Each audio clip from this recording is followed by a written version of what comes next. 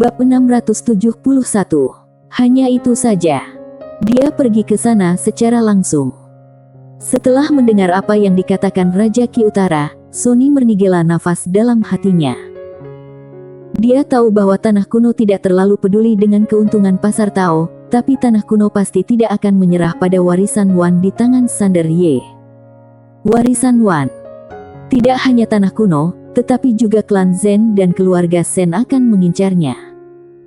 Catatan yang ditinggalkan Wan terlalu menggoda bagi para kultivator. Setelah Raja Ki Utara selesai berbicara, dia mengambil langkah maju dan menghilang bersama Beif.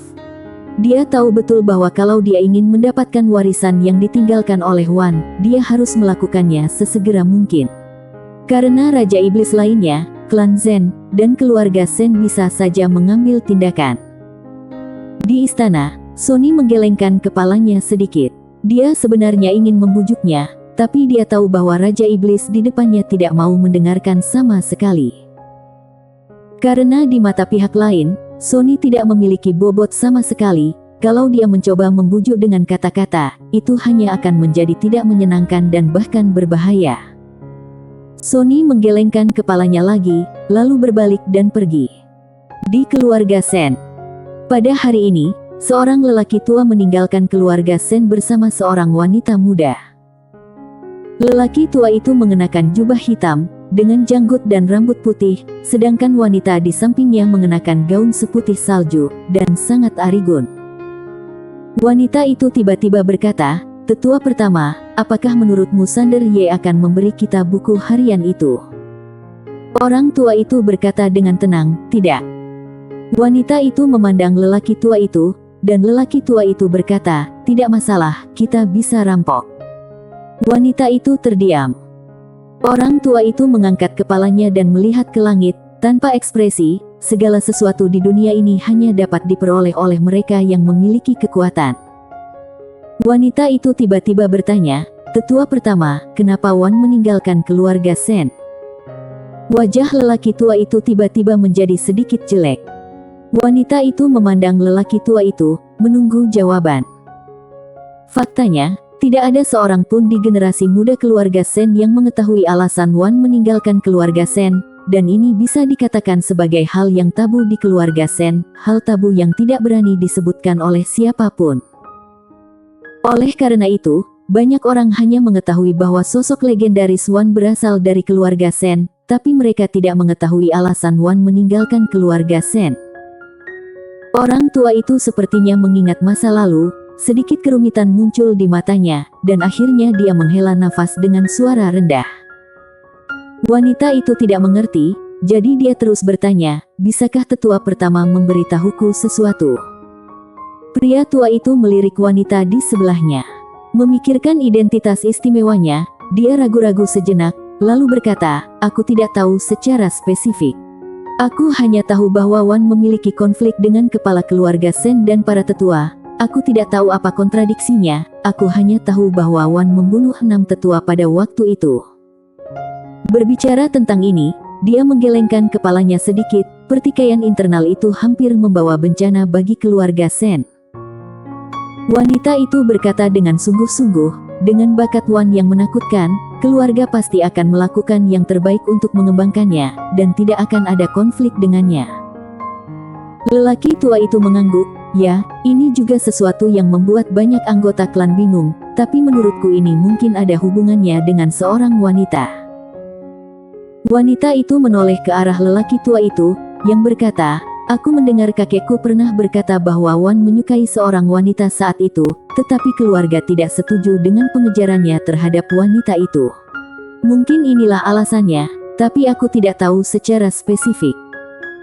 Berbicara tentang ini, dia menghela nafas dengan suara rendah, "Kalau kejadian itu tidak terjadi pada keluarga Wan tinggal di keluarga Shen kita, maka klan Zhen dan Tanah Kuno sudah dimusnahkan oleh kita sejak lama.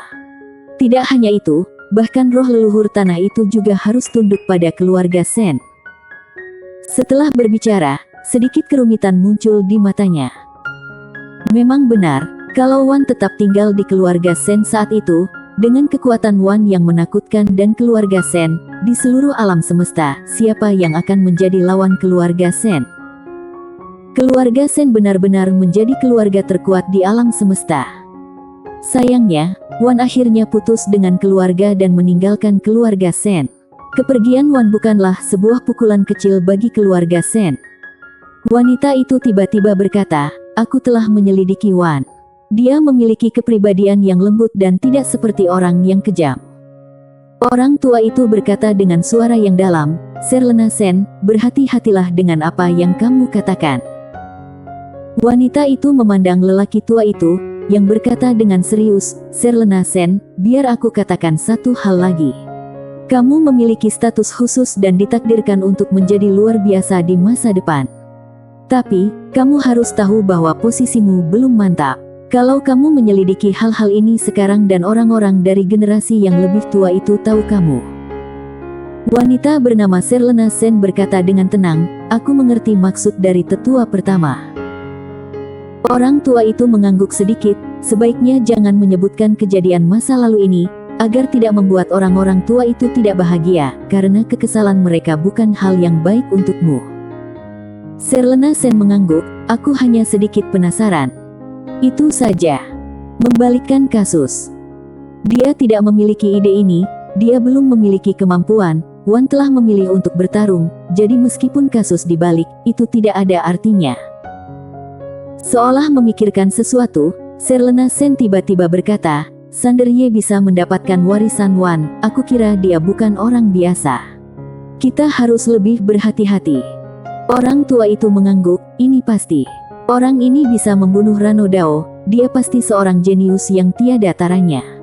Tapi, betapapun jeniusnya dia tidak seperti semut di depan keluarga besar, kecuali kekuatan dia bisa mencapai level 1 atau ada master selevel 1 di belakangnya."